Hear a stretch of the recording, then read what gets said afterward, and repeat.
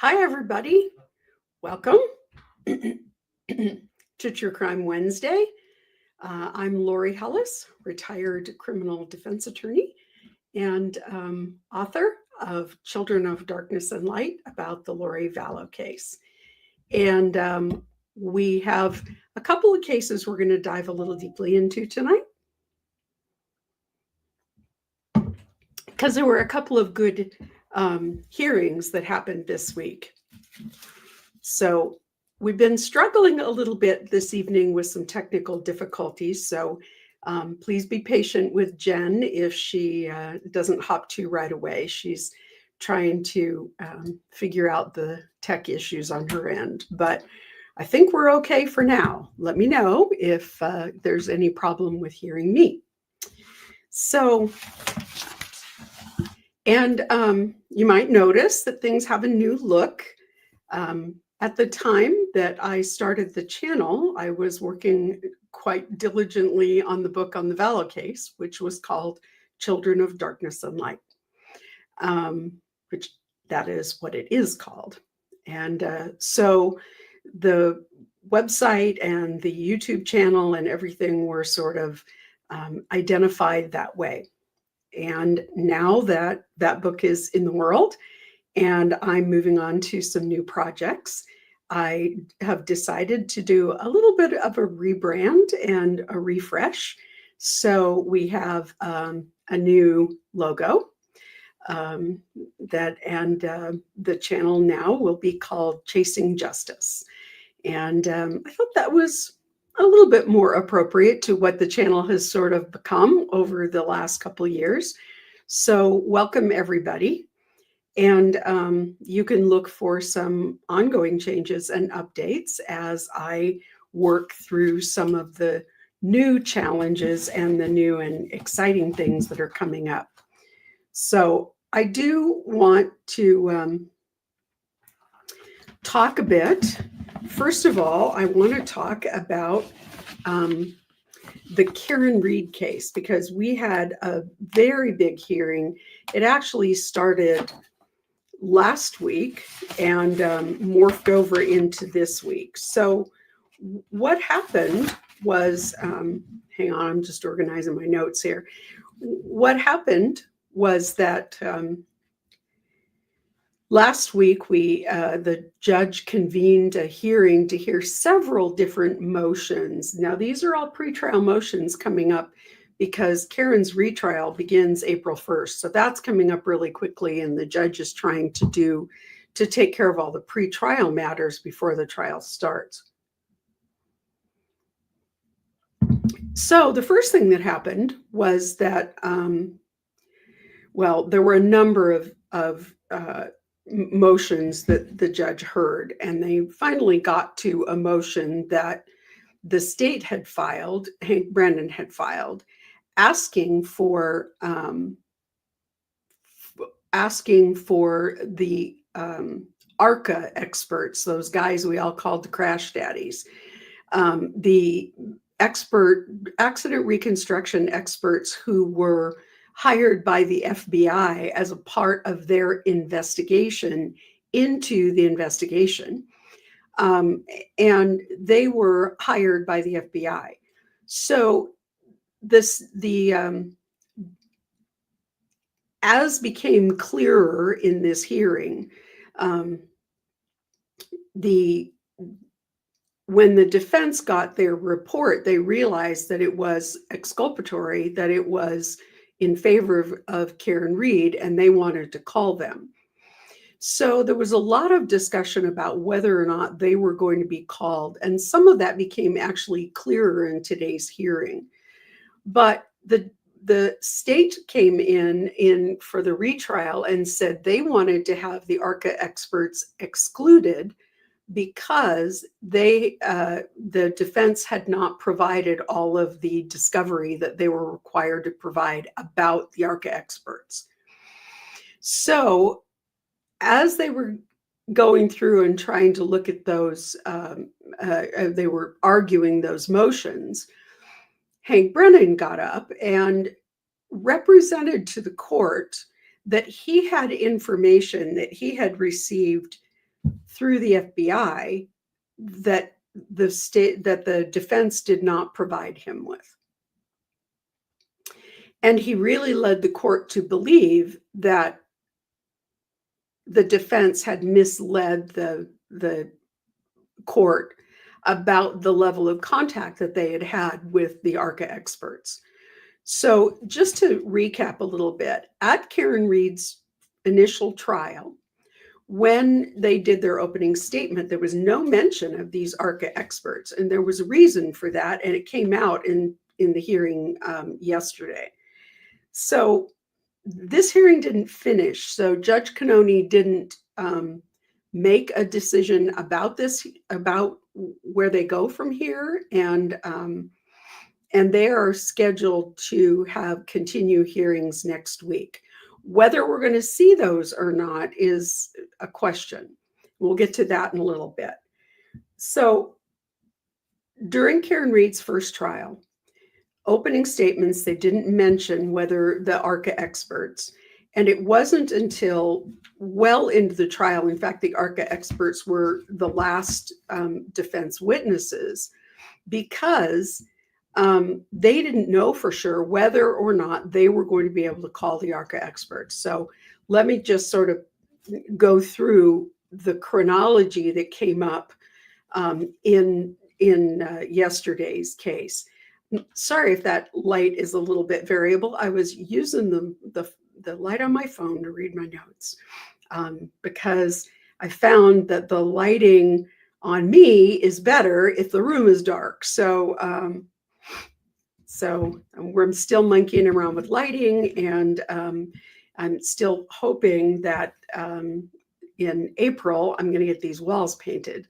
But I've got a lot going on, so that is sort of one of my projects that it's on my to-do list. So let me just sort of run through the chronology here.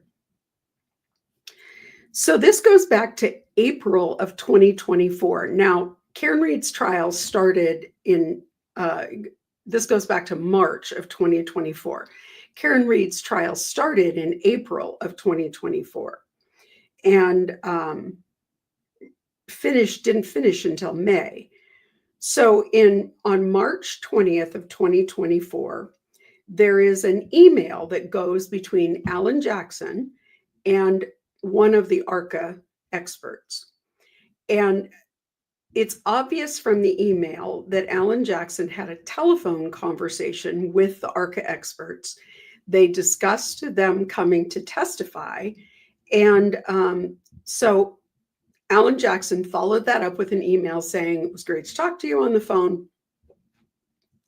As we discussed, please send me an engagement letter and let me know what your retainer will be, and we'll forward that as soon as you ask for it." So the following day, I think it was the following day, 2 days later, the Arca expert then replied back to him and said, "Hold on, we need to make sure from the feds, from the FBI, and from the U.S. Attorney's Office that we're cleared to testify in this state matter." The FBI was brought in to investigate the law enforcement personnel and their behavior during their investigation of Karen Read's case. Now, we all know that at least Michael Proctor ended up facing disciplinary action from the state police because of his behavior during the investigation. We don't know whether the FBI is planning to bring any charges or present anything. We know that they presented stuff to a grand jury. So we don't know at this point whether the FBI is going to pursue any kind of charges against any of the local law enforcement folks. And we don't know how Karen Read's trial could play into that. But at that point, all communication between Arca and the defense stopped. And they didn't hear any more from Arca except to prior to the trial, both sides are required to produce, sorry, I'm really hoarse today. Both sides are required to produce witness lists. And so the defense put the Arca experts on their witness list. And the prosecution very promptly started yelling, "We haven't ever gotten any discovery." So what came out in yesterday's hearing was that the defense, both the defense and the state, had requested information about this in the federal investigation from the feds. And we've talked before about TUI letters. This is a way that that state organizations can request from the federal government the results of a federal investigation. It's slightly different when the local law enforcement, such as in the Vallow case, invite the FBI in to assist in prosecuting a particular case. So in that case, the state is entitled to get all of that information. But when what the state is trying to get, or what the defense is trying to get, is an independent and separate investigation, the federal government is under no obligation to produce that information. So, unfortunately, that's a problem. And oh, it looks like Jen made it into the chat. She's been struggling a little bit with her tech today, but thank goodness she's with us. So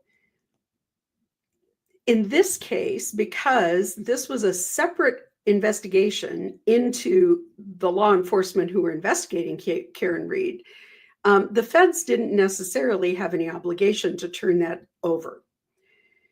But as a result of a TUI letter, either from the state or the defense, I'm not sure which, they produced about 3,000 pages of discovery about their investigation. Now, they didn't produce anything having to do with the grand jury, anything having to do with the specific investigations, but they did produce the information having to do with the accident reconstruction folks. So buried in this 3,000 pages was the report from Arca. And both sides got it. That was all the discovery that came from the federal government. And both sides got it. And so they continued, the defense continued on wanting to bring these Arca witnesses in once they discovered that their findings were that John O'Keefe wasn't hit by a car and that Karen Reed's car didn't hit John O'Keefe. So they put them on the witness list, but they really hadn't gotten clearance from the federal government and hadn't been told whether or not they could actually call them as witnesses. Additionally, when they were told that, they were told that they couldn't do any preparation with these guys, that they could just question them about the findings in the report. There wasn't going to be any further testing, any further examination. They were just going to be able to come in and testify to what they'd already done. So the defense was okay with that, and they wanted to call them. So when they put them on the witness list, the prosecution, of course, said, we don't have enough discovery. We didn't get what we needed. And they were, the judge said, and the defense said, we gave you everything we have. We don't have anything else. And just to drop back for a second, when either side hires an expert, the other side is entitled to know the terms under which they were hired. So if the defense hires an expert, the state is entitled to know how much they paid, how often this expert testifies on the defense side, how often they testify on this prosecution side, how many times they've appeared, what their average pay is, did they get any other special treatment or inducements to come and testify, all of those things. So because it was the FBI that engaged these guys and not either side, neither one of them had access to that information, what they've been paid, what the terms of their contracts were, any of those things. So they didn't have it. So the judge decided that, yes, in fact, the defense was required to provide that. They couldn't because they didn't have access to it. And so the only option was to hold essentially a Daubert hearing, to hold a hearing where both sides would be able to question these witnesses, these experts, and determine what their methodology was, how they came to their conclusions, and also how they got paid, who hired them, how they got paid. So both sides, they paused the trial, and both sides had the opportunity to question both of these experts, Doctors Wolf and Rensler. So they went through the whole thing, got all the information. The judge said they could testify, and they were some of the last witnesses and arguably some of the most compelling witnesses for Karen Reed, on behalf of Karen Reed. So fast forward to now we're having a new trial. There was a mistrial, hung jury, judge declared a mistrial, and now we're having a second trial. So the trial is due to start in April. So Hank Brennan, who is the special prosecutor, files a motion wanting to exclude these Arca experts. And he says it's because the state didn't give him complete discovery. Now, the defense. And the defense says, we still don't have any more discovery than we had last time. That's all you get. That's all we have. Well, then Hank Brennan stands up in court and gives this presentation, leading the court to believe that he filed a TUI letter with the FBI and that the FBI produced additional information that the defense had not produced. It actually wasn't true. And Hank Brennan really misled the court. And I think that he is got some serious ethical issues, because he stood up there and said, I found these emails. There's an email from March 20th. There's an email from 2 days later. There's emails during the trial, and those weren't turned over. So in actuality, what happened was they weren't turned over during the first trial because they were in the middle of trial at the time. But initially, what happens in discovery in Massachusetts is the defense does not have to begin their reciprocal discovery until the prosecution files a certificate that they have provided all of the discovery to the defense.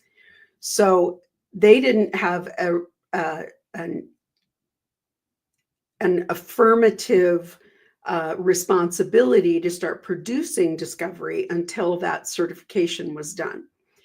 So once that certification was done, then the defense turned over a whole bunch of stuff to the prosecution, including those emails having come from between Alan Jackson and Dr. Wolf. So after the trial, after the voir dire was done, after the questioning was done, and before the experts were going to be on the stand the next day, Dr. Wolf, who was getting a little nervous about the fact that he hadn't been prepped, as is typical when you've got an expert, sent Alan Jackson an outline of questions based on their report. Now, Alan Jackson didn't use it and he didn't ask for it. It was sort of unsolicited, but Dr. Wolf was sort of getting nervous. And so he was trying to figure out what was going to happen the next day.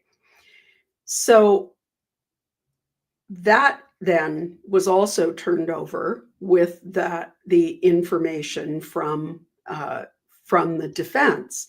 So Hank Brennan stood up and gave this lengthy diatribe about how he'd been wronged by the fact that the defense had not produced any of this and that he had to get it from the FBI. And at that point, the judge said, I'm very concerned, alarmed, you might say, about whether or not there's been some misrepresentations from the defense to the bench. And I'm going to pause. I'm going to, we're going to reconvene in a week and get this sorted out. But for now, I'm calling a halt to the hearing. Just after that, Hank Brennan stood up and said, I need to clarify the timeline.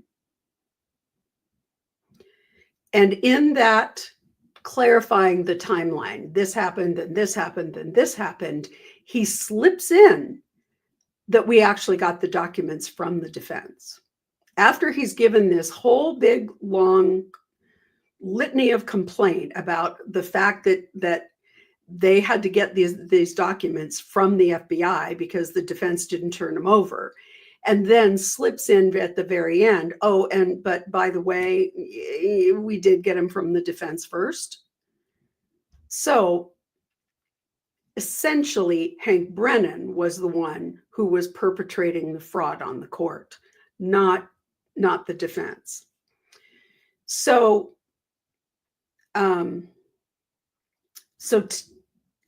yesterday they convened a hearing, reconvened this hearing, and Robert Alessi, who joined the defense team after the last trial, he has been putting this together for a week, and he has investigated and he has sorted it all through.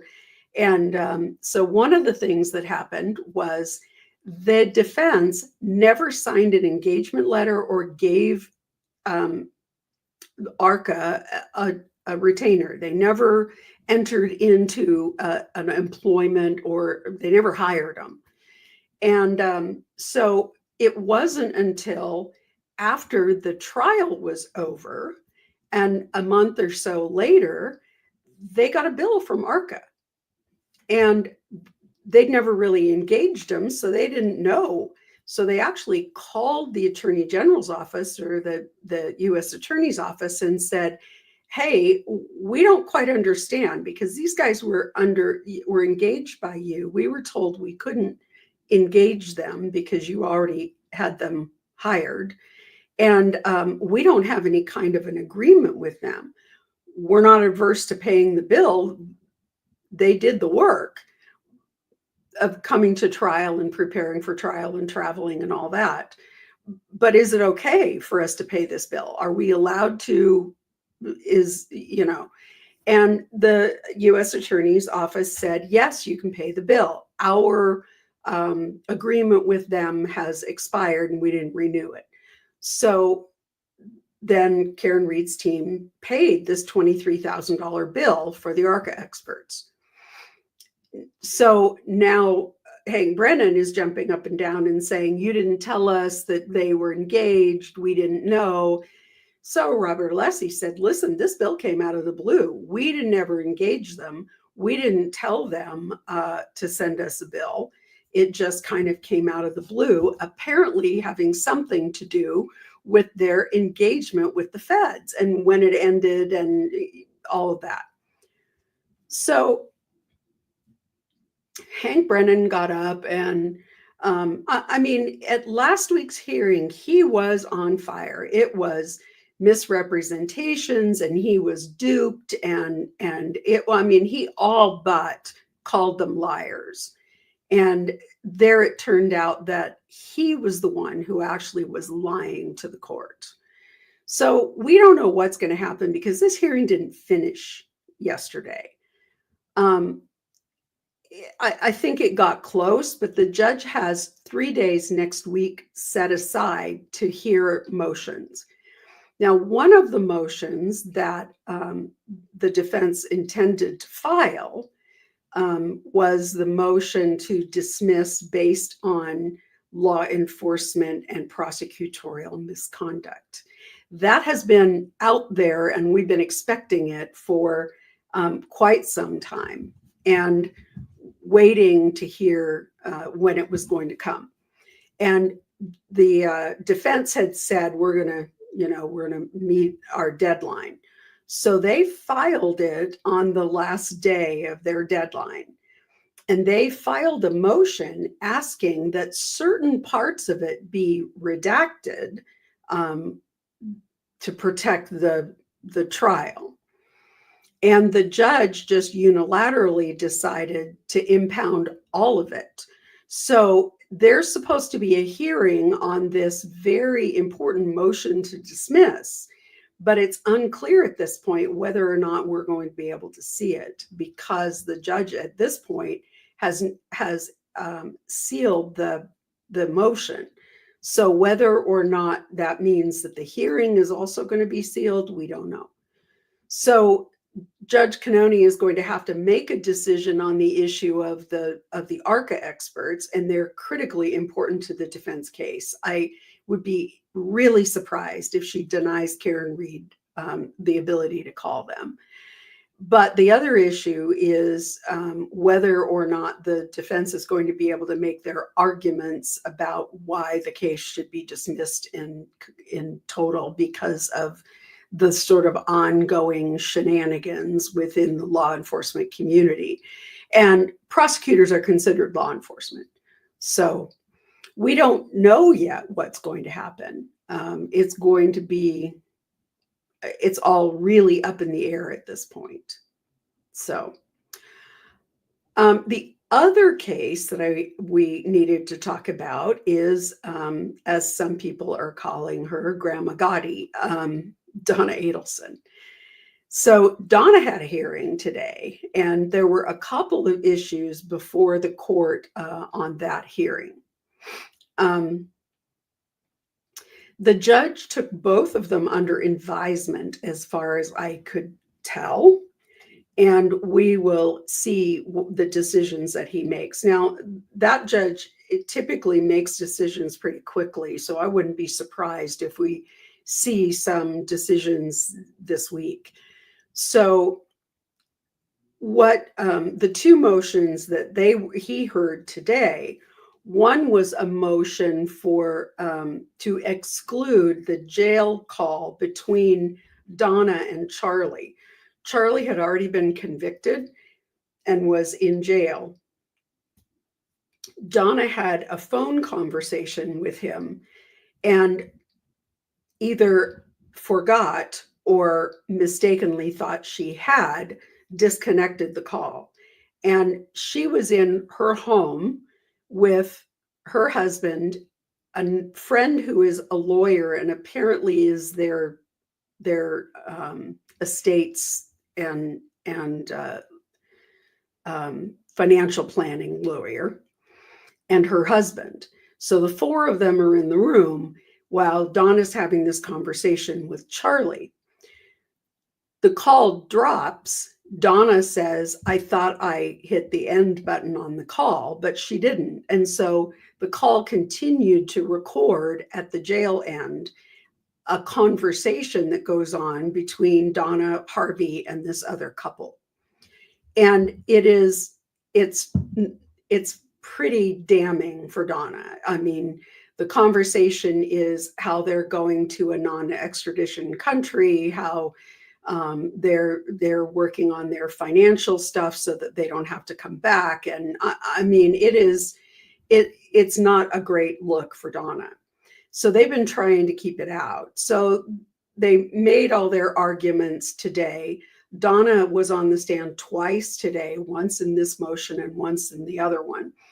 And, she basically said, I thought I hung the phone up. I believed I had hung the phone up. And, there was all this discussion about, do you have an expectation of privacy in your phone calls? And one of the problems with that is that when you call an inmate at the jail, you get a recording that says this call will be recorded and is subject to being listened to by third parties. So and you don't have an expectation of privacy in those recorded calls. That's why, in general, there is a separate system for lawyers to talk to their clients on the telephone. And what happens is the lawyer registers their number with the jail system so that their calls supposedly are not recorded. Sometimes they get recorded, and accidentally, we heard that in the Murdaugh case. There was at least one phone call or one or two that were released that were calls between Alec Murdaugh and one of his lawyers. And there were some very serious ramifications to some online creators who released those telephone calls, because they are privileged. But in this case, there was no privilege that could be ascribed to Donna, that she didn't have any expectation of privacy, and she was on notice that call was being recorded. So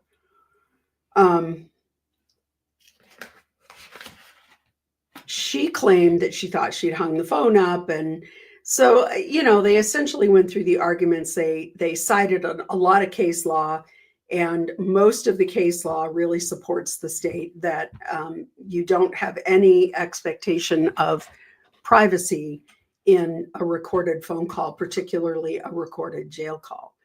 So I expect that the judge is going to find that phone call comes in. And, it makes sense for her lawyers to be trying to keep out as much as they can, because it's all pretty incriminating for Donna. So we'll wait to see. They previously had filed a motion to try and get a court order to depose 2 inmates in the Tallahassee jail who supposedly told Donna that Katie Magbanowa, so you have to be a little familiar with this case because there's a lot of moving parts. Katie Magbanowa was Charlie Adelson's girlfriend. She was also the baby mama of the guy that they got to kill Dan Markell. So she was the middle person. She was the go-between. So according to Donna, she was told by a couple of inmates that Katie Magbanowa had been in the jail the last time she was there for Charlie's trial, and had told people in the jail that she set up the Adelsons. She helped set up the Adelsons, and that when this was all over, she was going to be drinking drinks on a beach somewhere. So they filed motions wanting to order the judge, wanting the judge to order depositions so that they could get a hold of these people before they were released. Both of them apparently have pretty serious drug habits, and they were concerned that these women were going to just disappear into the Florida, the underbelly of Florida, and they wouldn't be able to find them to depose them. The judge said, no, I'm not going to give you any special leave to depose them. If you can find them, you can depose them. So word was that they were supposed to be taking those depositions this afternoon, but we don't know what came of that. But they were trying to get the motions hearings done this morning so they could go take depositions this afternoon. So the second motion was Donna Adelson wanting what's called an Arthur hearing, which is a bail hearing. And she has been alleging that she's been mistreated in jail, and that that she wants to be out on an ankle monitor and out on bond until her trial. Now, her trial's coming up in June, so they put her on the stand, and she went through what the conditions are in the Tallahassee jail for women and all of the different places that she had been. So it boiled down to this. She's 75. She's getting, she needs different sorts of medical treatment, although she seems to be, if you look at it, she seems to be relatively healthy, but, and that she has these ailments they're not being addressed by the jail. And she's having terrible time sleeping. She's only getting 2 hours of sleep a night. And so she's got all these problems, and she needs to be out so that she can get medical care. The other thing is that there was an inmate within the pod who, of course, figured out that she had money, and she's 75. I mean, she's an easy target, and she put the strong arm on her in the shower and twisted her arm up behind her and caused her a lot of pain, and said, from now on, you're going to order my commissary for me. And so she had Harvey start ordering care packages of some kind. It's some sort of an outside commissary service. Everything, every jail's different, and the way they do things, and whether you can get outside commissary. And so apparently in Tallahassee, you can, if it's ordered from a specific service and delivered directly to the jail. So for several weeks or even a couple of months, Donna was having Harvey order these packages, and they were being given to this person who was extorting her, essentially. And she was sort of paying the person not to beat her up, I guess. So she didn't report that at the time it occurred. And so she just only recently reported it. When she reported it, they said, we can move that person so that she's no longer in your pod. But Donna didn't want that, because she's got a lot of friends, and she's kind of one of those people who's a little in charge in the jail. And she was concerned that even if the woman was moved, that her friends would make it harder for her. And, I think that's probably true. I mean, the old adage that snitches get stitches still applies. And I'm sure that it probably is true that Donna was wise not to say anything. But when she did, they moved her into protective custody, essentially into solitary. It's a little better than solitary. There is some ability to talk to other people, pretty limited, but at least, and it is a quieter environment for her to work on her case and go through discovery and whatever those things are that she needs. So, but she complained that she has sciatica, that she in the past has had injections for, and of course, they don't do that in the jail. She has, some fairly nominal, frankly, health issues. And, in the grand scheme of things, her health is pretty good. She is not in imminent danger of dying from some terrible ailment. Her attorney said she is short of breath. They did a chest x-ray and couldn't determine why. Frankly, it sounds to me like panic attacks, but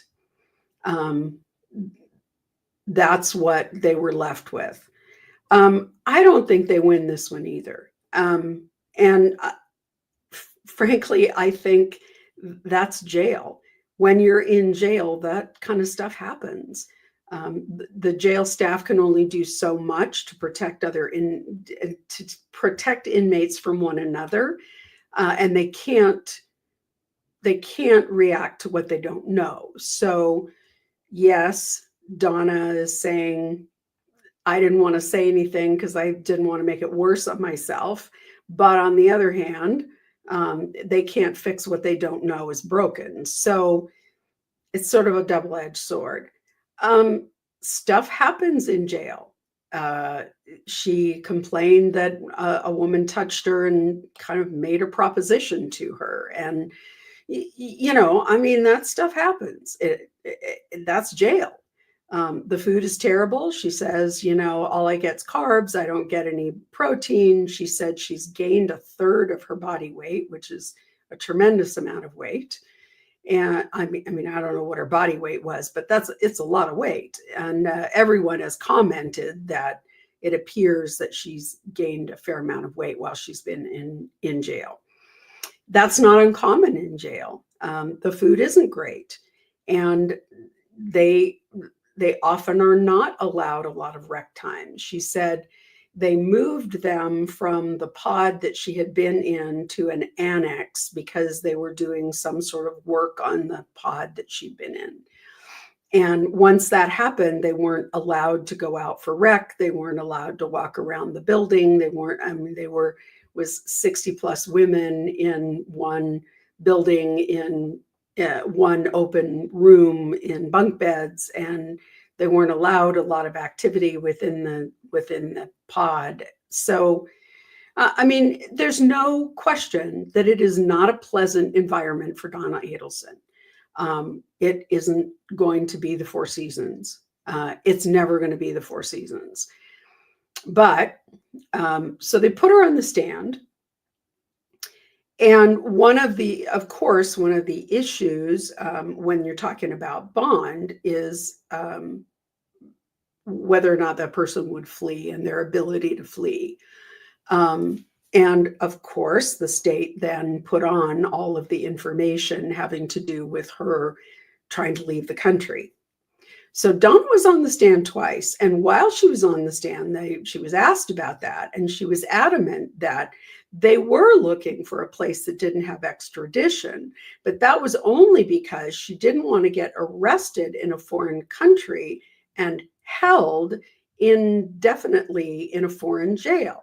That she believed that if she went to a country that didn't have extradition, then if the state brought charges, they could fly back and they wouldn't have to be stuck in a foreign jail, because she was afraid of being stuck in a jail in a foreign country.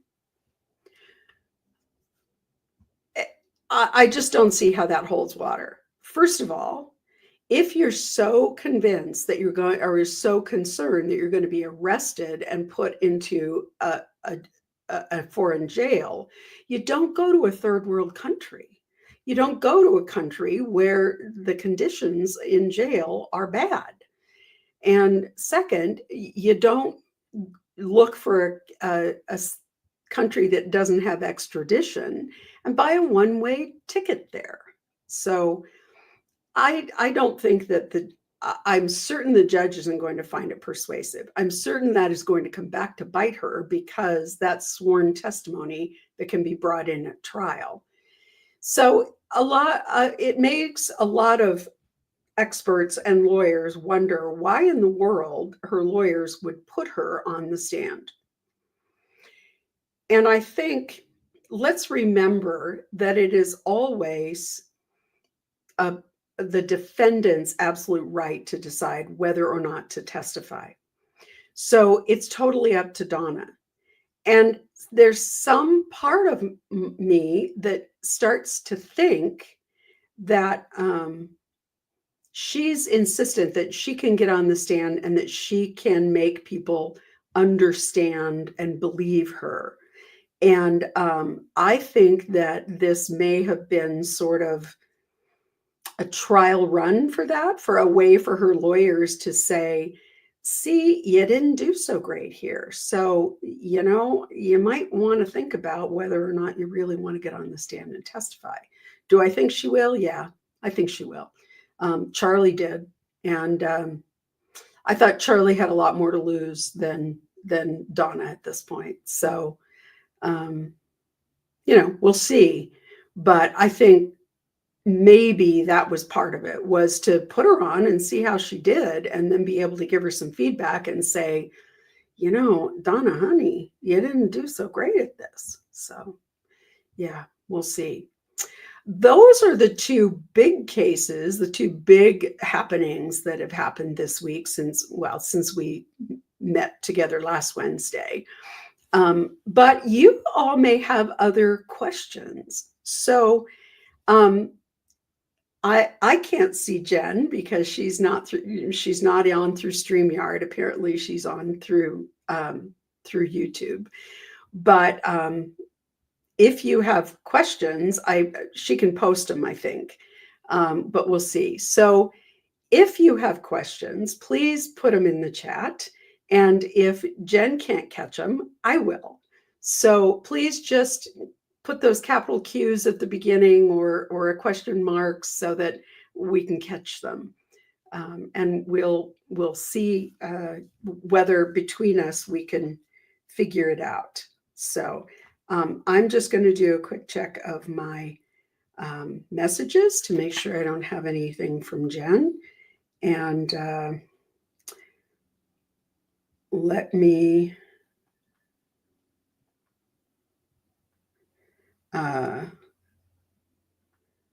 just see what she says. So forgive me if I have to get up close and personal in order to read the chat.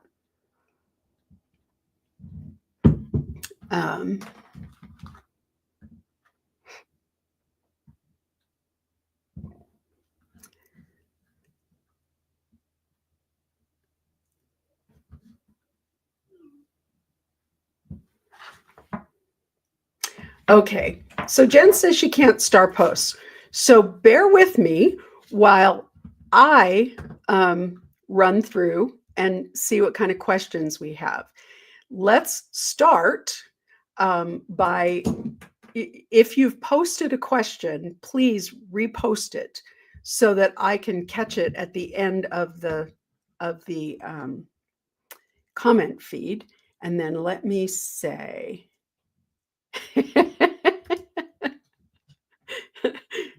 Rose wants to know, or Roz wants to know if you can vote for color swatches for my new room. Yeah, when I get it figured out, Rose, I will ask for feedback on the color swatches. I'm also interested in. Jen asked about Kohberger, so maybe we'll loop back onto that. But I'm also interested in what's going to help with the lighting in this room. It's a little bit annoying because I have, this is an upstairs room and I have a window right here.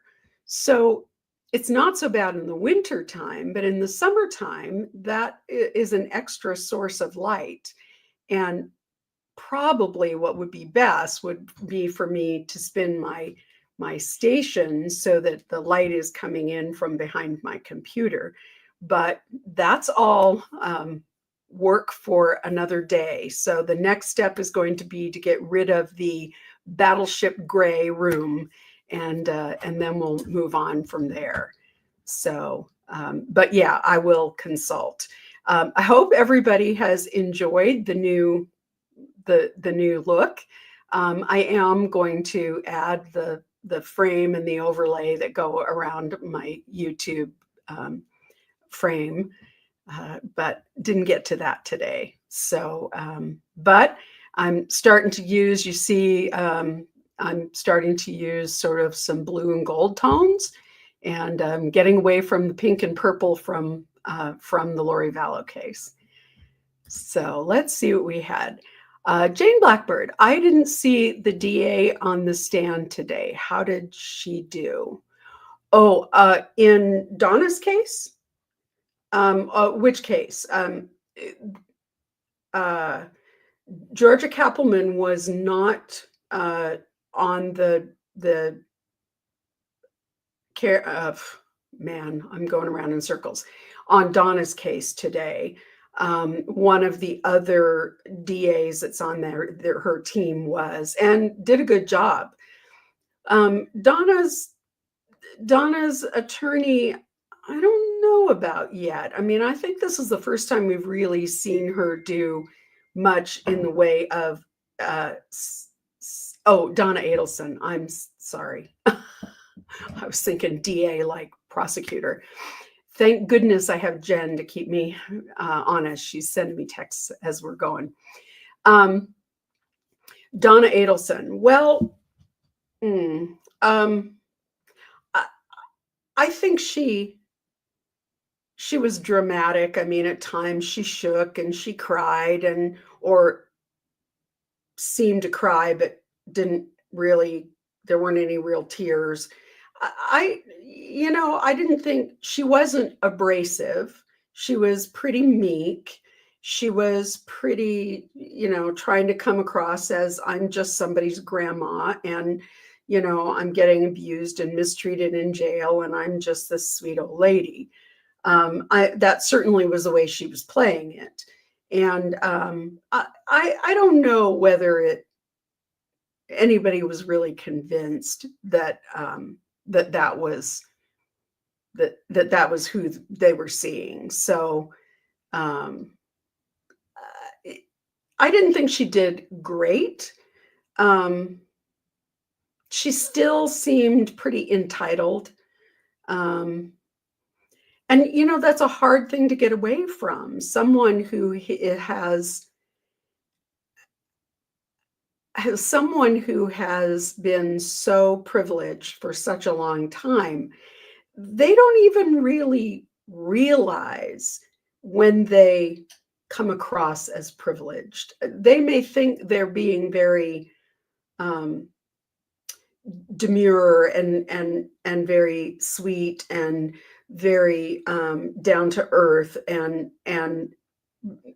but she's also still talking at length about third world countries and the fact that she's that she didn't want to be in a third world jail, and other places where she kind of sounded a bit entitled.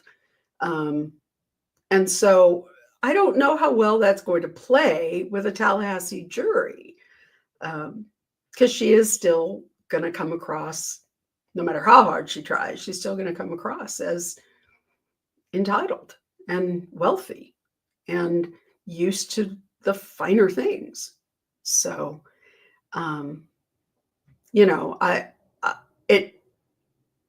if I were her attorney, I would not want her to testify, but I don't think they have much to say about it. Her attorney, first of all, Susie Gay says Donna was the epitome of histrionic. Yeah, I agree. Her attorney, I think, troubles me. She's a woman of a certain age, so like me. And I am certain that there were many times when I came across too strong, and but her attorney really, she came across kind of abrasive at times, and that was concerning. She came across sort of like table thumping, and I think that's a dangerous look for Donna. I know, she needs an advocate, and certainly Dan Rushbaum was excitable, but I just felt like she almost came across, she is a former judge who was removed for questionable conduct, from what I understand. I don't know the whole story, so I can't go there. But she did seem almost like she was saying to the judge, I know better than you. I'm used to be a judge. I'm, and I didn't find that all that persuasive. I don't think that the judge is going to find it all that persuasive either. He seems to be a pretty even-handed guy with a sense of humor, but he's also won't cotton nonsense. So we'll have to see. We've seen him. He's the same judge who presided over Charlie's case. And he's a good judge. I mean, of all the judges we've seen on a lot of these high profile cases, he's very even-handed. Reminds me in some regards of the judge in Sarah Boone, very measured, very patient, and very, things are going to happen his way, but he's going to give everybody the leeway that they need in order to make their case. And I think he's impressive, and he's got a sense of humor. He's, he every once in a while sort of makes a very appropriate and non-prejudicial but funny quip, not at anyone's expense. And so I think we'll be, I think we'll just have to wait and see how it all comes out. It may very well be that her attorneys are going to be able to pull, to hold up this hearing and say, let's not do this. Okay. Let's not, because I think having a client get on the stand is challenging in any criminal case. And with this one, I just think that there's a real danger that Donna is going to come across as privileged and rich and above the law. And I think the jury's not going to be sympathetic to that. So let's see if I can come across any other questions.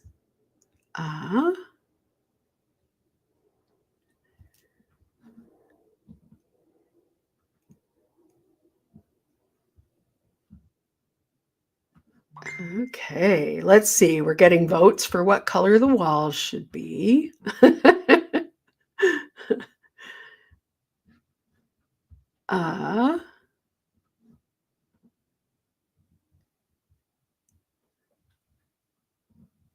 Donna was the epitome of histrionic, from Susie. Let's see. Donna is so tone deaf. I may have conspired to kill my ex-son-in-law, but OMG, I'm a white woman millionaire with sciatica. Clear your morning, Judge. So true.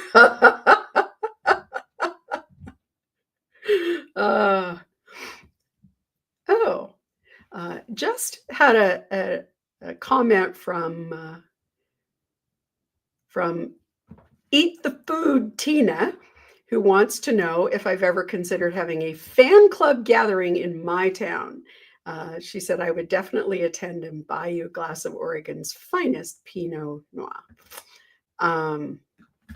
And that is a sweet idea. And I have thought about it. And I think we'll think about doing something, when the weather's better, and, folks who might be a little bit out of the area, but might love to come to Central Oregon in the summer, which is when it's most amazing, might be interested in coming. So let me see what else I have here. Oh, here we go. There's Eat the Food Tina's question. And then we have Jackie. She said she's following the Monica Sementelli case. I'm not familiar. I have seen it. I've seen it listed on YouTube, but I have not delved into it. Is it one that you all think we ought to take a look at? Because I'd be happy to do that. if you think it's one that would interest all of us. So let me know if that's something you would like me to do. So any other questions tonight? We're going to have a kind of a short night. We're just going to talk about these two hearings because they were pretty in-depth, and there was a lot to unpack. I don't think that we've begun to see the end of this issue in the Reed trial, because there's a couple of things at play. Not only are we looking at discovery violations that could potentially have an impact on the case, such as they did in the Alec Baldwin case, but we also have these allegations which look an awful lot like ethical beefs. So at the hearing where Robert Alessio and Hank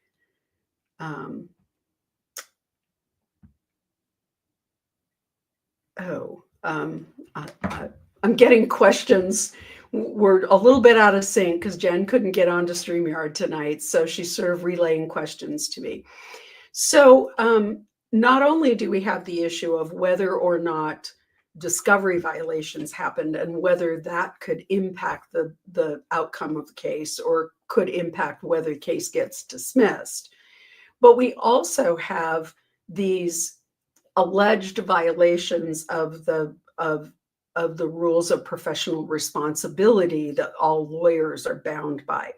Now, each state bar adopts their rules of professional conduct, and they vary slightly from state to state, although most of them are modeled on the American Bar Association's model rules of professional responsibility. So, and one of the things that is absolutely in every state, every state's ethics code, whatever they call it, is an absolute obligation for truthfulness to the and candor to the tribunal. So they use the word tribunal because that covers other sorts of courts other than the typical courts that we think of as civil courts and criminal courts. There are other courts. There are administrative courts. There are maritime courts. There are other, many states have other sorts of courts. And so there is an across the board obligation for lawyers to treat the court with the utmost respect and to always exercise candor when communicating with the tribunal, meaning being unscrupulously or being scrupulously honest, absolutely being honest with the court and the judges. So there is going to be a question about whether, so the question about Alan Jackson is twofold. Did he fail to turn over Rule 14 discovery materials?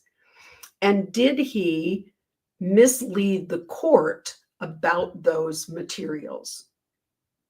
Because he, at the first trial, represented to the court that he had not had communication with the crash reconstruction experts, that he had not been able to, but that he had and that he had not been able to access any information from them, and that he didn't have any more information than the state had. And technically that's true. Prior to the first trial, he had 2 emails that he could have turned over that didn't have any material impact on the case because he never discussed the case with them. He was told he was not allowed to discuss the case with them, that they were only able to come and testify to what was already in their report. So Robert Alessi makes the point that what the experts were going to come and testify to was, in his words, in cement. It wasn't going to change, and that it wasn't a situation where the prosecution was going to be able to come and challenge their raw data or any of those things, because the feds didn't provide it. So the second trial is a little bit different, because the feds have now terminated their agreement with the crash guys and the Arca experts, they're calling them. And so the defense is able this time to retain them and have a little bit more to do about their conclusions. The defense has asked, and the state has asked, to retest stuff. So we don't know whether that's going to have an impact on their conclusions or not. But it, from the outset, doesn't appear that there were any material violations of the discovery rules. It's going to be up to the judge to decide whether she believes Hank Brennan or whether she believes Alan Jackson. Now, Alan Jackson appears to have been completely honest and said, I had this email and this phone call with them. A lot of it had to do with their availability and whether they could come and testify for us. And that was all put on hold when they said, we need to talk to the state's attorney or the federal folks before we can know whether we can release it, whether we can come and testify, and whether or not you can have that information. So it wasn't until they were almost through with trial that they got those answers and were able to exchange that information. It does not appear that Alan Jackson was at all misleading to the court when he said, we are not allowed to have contact with them or prep for trial with them, and they didn't. Hank Brennan, on the other hand, I think has got some liability, because he really went to town with the court about how this was all the information he got was from the FBI, and that the defense never gave him any of that information, and that he was outraged, he was duped, he was that these were misrepresentations to the court, that Alan Jackson had misrepresented to the court that he was didn't have contact with them. And boy, he really pounded it home. And then at the very end of the trial, oh yeah, well, I'm going to clarify the timeline. And oh, by the way, we got the documents from the defense. Nothing to see here. Goodbye. And I think that's a real problem for him. I don't think he was honest with the court. He led the judge to believe, which is the reason why she so quickly and abruptly ended that court hearing a week ago, was because she didn't want any more conversation on the record until she could figure out who was telling the truth and who wasn't. And to be honest, it appears that Hank Brennan has a problem. So she took that under advisement and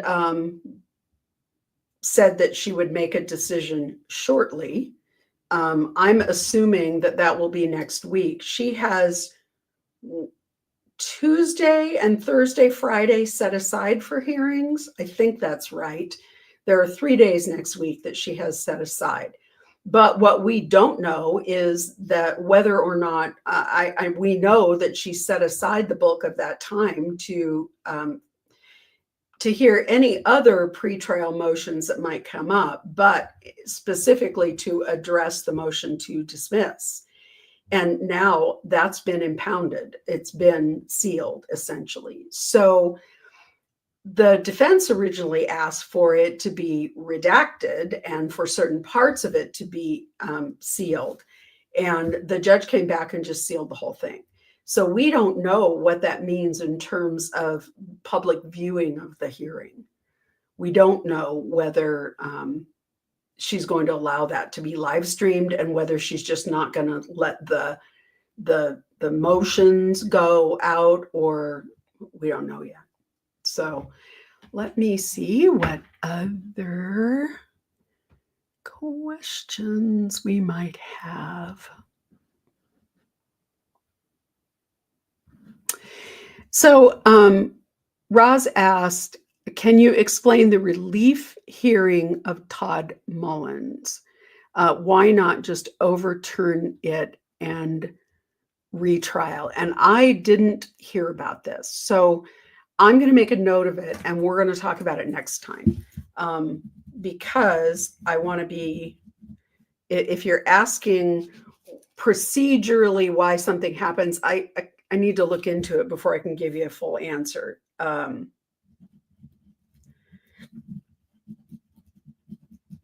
So I will do that, and we'll talk about it next time. Some folks asked about the Kohberger case. So there have been, because Kohberger's trial is coming up in June, there are flurries of motions. So y'all know that Ann Taylor has been trying really hard to keep out the DNA evidence. And she has been trying to figure every way, but loose, every way she can to attack the DNA. So one of the ways that she attacked it was to attack all of the genetic genealogy. Can you use this? She was adamant that the state shouldn't be able to use the DNA evidence because they used genetic genealogy. And one of the things that they did was they used databases that are not supposed to be accessible to law enforcement. Now, here's the thing. The thing is that these are commercial enterprises, okay? And when you load your DNA on that website, you're essentially entering into a business contract the same way as if you buy health insurance or a lot of other things. You're entering into an agreement with that site as to how they're going to use your data. Now, one of there are a couple of those databases that one thing they say is that we do not give access to law enforcement. So we don't condone law enforcement coming in. That's an agreement between the user and the company. It is not binding in any way on anybody else except those two people who made a deal. It's a contract. It's offer acceptance. That's a contract. A contract doesn't bind a third party who may have an interest in what the contractees have agreed to. That's not binding. Let me give you an example. So let's say husband and wife are married and they have a joint credit card account. They jointly make an agreement with the third party that they're going to pay that credit card.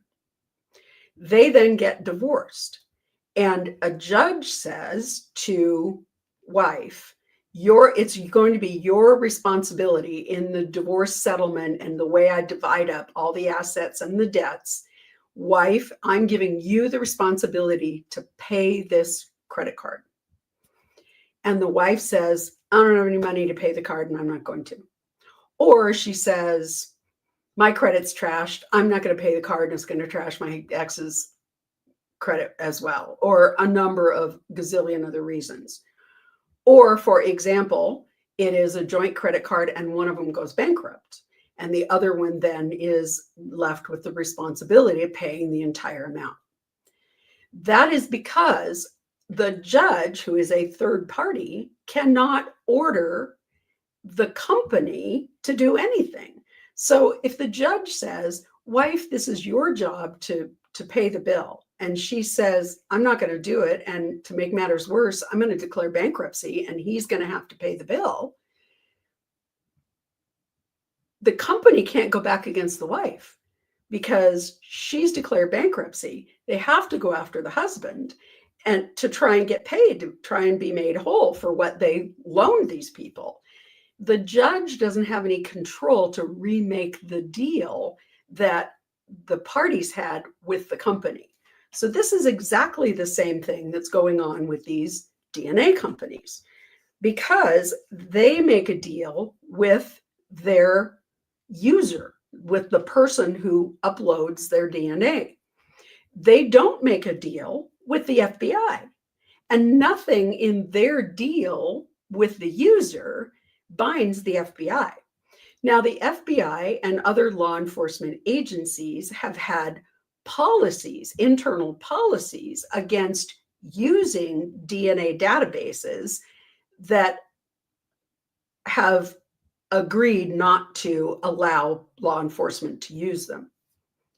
But it's only a policy. It's not binding, and it's not binding on the FBI. So the FBI uploads Kohberger's DNA, and there is a point that they uploaded his DNA, but that was after he was arrested. Prior to that, they were searching with samples that they drew from the knife sheath and from the garbage can in front of his parents' house, and trying to come up with connections. But it wasn't illegal for them to do that. And so the judge basically heard all the arguments and said, how is this different from what sort of right of privacy does Mr. Kohberger have in his relative's DNA? So even if that agreement could be binding, if they could say, yeah, the FBI should have honored that agreement, what expectation of privacy does Mr. Kohberger have in his second cousin twice removed's DNA? And so ultimately the judge found that the DNA comes in, that he was not going to suppress the DNA. And that's a huge blow for Kohberger, because it is the single thing that inextricably links him to the crime. So if you want a really great deep dive into genetic genealogy, Lawyer Lee, probably more than a year ago, I mean, when this all first came up with Kohberger, did an episode with a great guest that really got into a deep dive into DNA and genetic genealogy. It is linked in our show notes, and you can find it there if you want to really. It's a great episode. The expert's good. Lee asks really smart questions, and it's super helpful if you want to better understand it, because it is a really complicated technology. And I think courts are just only really trying to chart, as always happens, technology and science move way faster than the law. That's why for years we had Roe versus Wade talking about the trimester system, and at what trimester a fetus had rights, and that whole discussion happened in the 70s. Well, by the time we got to the 2000s, regardless of what your position is on Roe versus Wade, by the time we got to the 2000s, the point of viability for a fetus had moved way back because of technology, because of medical advances. And so, I mean, remember that in 1973, when Roe was passed, we didn't have ultrasounds. Amnios were just sort of coming into into use. We did not have any of the kind of technology that we had prior to Roe being overturned. So we always say, you know, science moves fast, the law moves slow. So the law is having to catch up with all of these scientific developments in DNA. And so the judge has ruled that the DNA comes in against Kohberger. And that's a big blow, because that is really the thing that connects him to the crime scene. So it will be, it would have been very difficult for the state to make their case without that DNA evidence. So it was certainly worth a shot for Ann Taylor to try and keep it out. So let me see what else we might have here. We talked about Mullins, and I'm going to go back and take a look at that, and I will report back next week.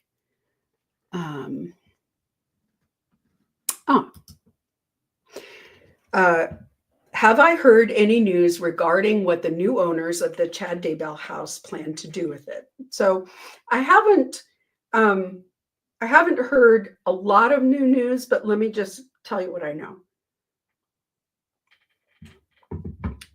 It's winter in eastern Idaho. The ground is frozen, and it's probably going to be frozen until May. You may recall that the reason why the search warrant and the dig in the backyard didn't happen until early June was because they were waiting for the ground to thaw. So what happened was things happened pretty quickly. You might recall that the house went on the market, and the people who bought the house were concerned that it was going to be used for other uses that weren't going to be as constructive or helpful or healing. So they bought the property.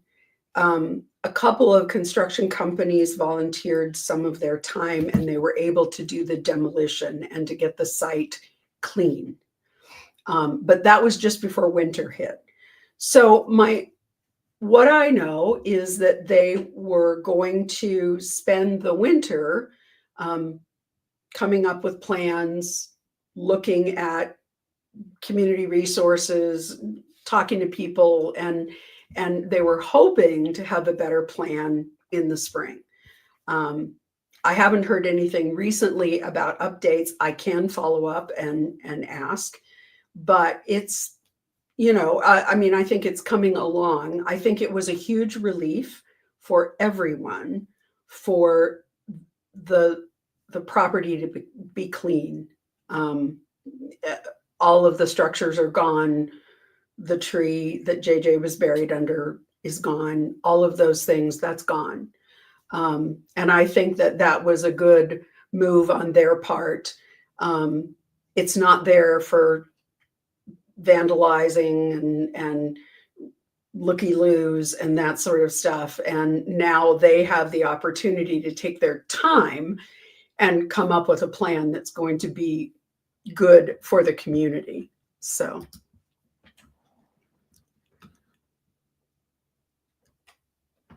Okay, we've talked about Kohberger. Let me see here. I agree 100% with your statements regarding Brendan in the Karen Reed case. He continues to rub me the wrong way.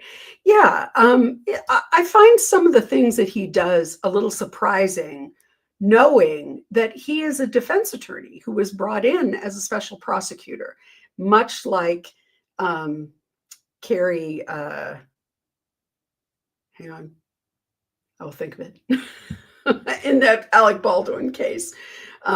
Because she had the same issue, coming in, being a defense attorney, brought in as a special prosecutor. I mean, these are both very high profile cases. I'm sure that Hank Brennan really wants to do a good job, but yeah, it's not a good situation. And being as not transparent, I'm trying to be, I don't know, maybe give him the benefit of the doubt, but being as opaque in front of the judge, and making the judge believe that the defense had somehow committed this heinous misstep when in fact they had not. I think that's disingenuous, and that bothers me. So yeah, so I think it will be really interesting to hear what the judge decides.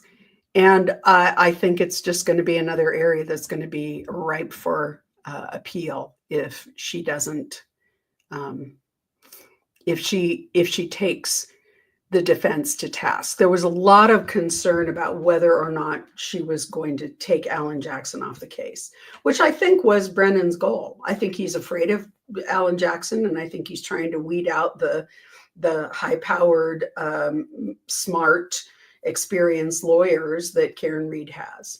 And I mean, this is all very unfortunate. Karen Reed was a pretty established professional woman. She had a career, and she is now, the estimates are that she's about $5 million in debt right now. She has lost her house. She has cashed out all of her retirement funds. She has lost everything to fight this prosecution. And it's painful to watch. Yeah.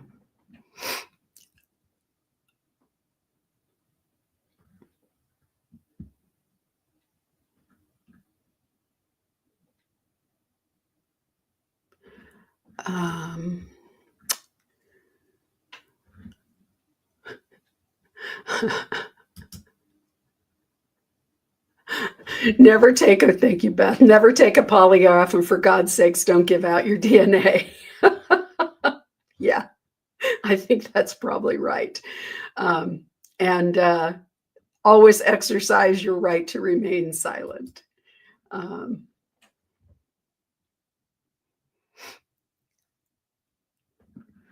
Oh, here we have Beth. Absolutely correct. Banker here. Debt cannot be waived by a judge. That's right. And you can't bind a third party. A judge can't bind a third party. So, and that goes for companies that are keeping people's DNA. Anyone know if the DNA companies are owned by the Mormons, by the LDS Church? You know, I don't know. I know that the Church of Jesus Christ of Latter-day Saints, which is the way they want you to refer to them, has a lot of interest in genealogy, and it would probably make sense, although some of their deeply held doctrines have been debunked thanks to DNA.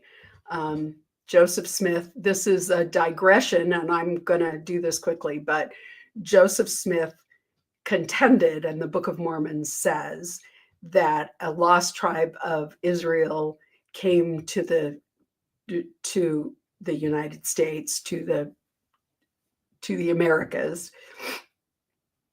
and that the LDS members are the descendants of that lost tribe of Israel, and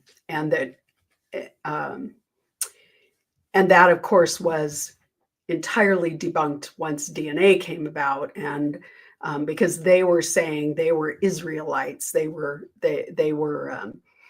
and so when DNA came out, there was absolutely no proof that any of the people who they contended are Native Americans and others had any connection to Middle Eastern DNA. So I don't know how they would feel about DNA. because it clearly debunked some of their really closely held beliefs.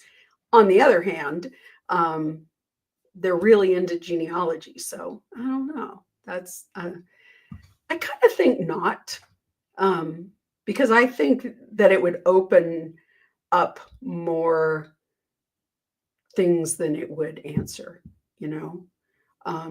what if it turned out that your great grandfather wasn't related to Hiram Smith? Or what if it turned out that your great grandmother fooled around with somebody who wasn't your great grandfather?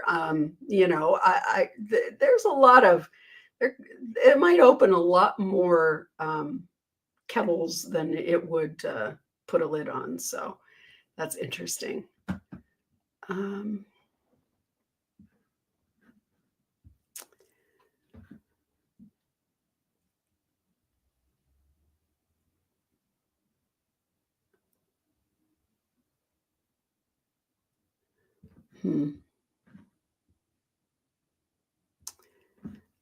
Let me see if there are any more questions. So last call for questions. Let me see here. I have a QQQ.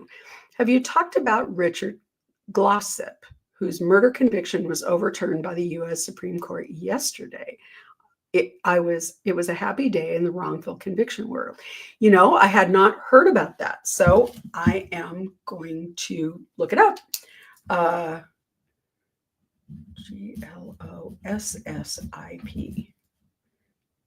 Richard. I will look it up. I will admit that I spent most of the day yesterday listening to the Reed case, and most of the day today listening to the Adelson motions. So that's what I was prepared to talk about today. But I'm going to look Mullins up, and I'm going to look Glossip up, and we'll talk about him next week.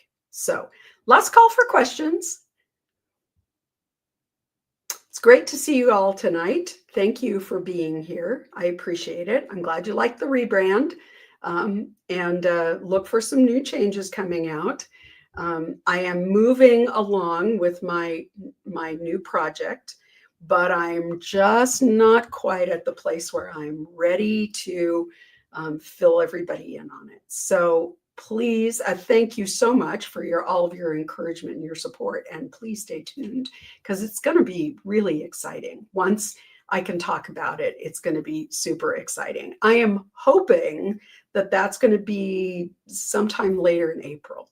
So I am going to the Tucson Festival of Books in mid-March. That is March 12th and 13th, I think. Let me look it up really quick. It is that weekend, that mid-weekend in March, and I will be there at U of A at the Tucson Festival of Books. And I am also going to be in Phoenix for a book signing. And all of this information is in our show notes, and I will definitely get some links out to everybody, both in the Facebook group and on YouTube, so that you can join us if you happen to be in the area. It is the 15th and 16th of March, and that is the Tucson Festival of Books in Tucson, Arizona, at University of Arizona. And I will be in Phoenix on the 17th, which is St. Patrick's Day, for a book signing there. So if you happen to be in Tucson or the area, or in the Phoenix area, come see me. The Phoenix event is going to be a lunchtime event on St. Patrick's Day, and it's in conjunction with the library. So I believe it's going to be at the library. And I'm super excited about both of those. And I'm going to be in Boise at Rediscovered Books on March 25th.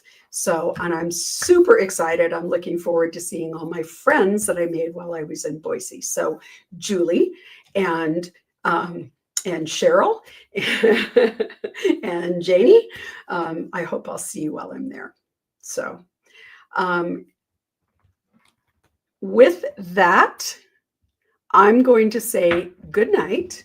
You all have a great week, and we will get back together next week, and I will have answers on those questions for you. So good night.